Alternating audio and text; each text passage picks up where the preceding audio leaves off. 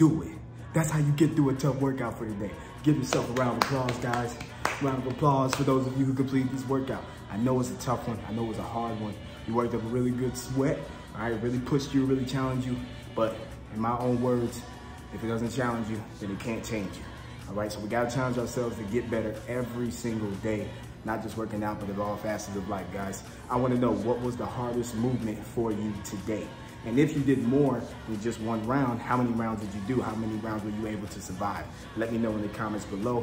Outside of that, you know to hit that subscribe button if you haven't already. Hit that like button. Make sure you share this workout with somebody who would love a bodyweight HIIT workout for them to do anywhere, anytime. And always remember, continue to crush it, continue to kill it, and most importantly, continue to be yourself, because that's the only way that you and I will be able to succeed.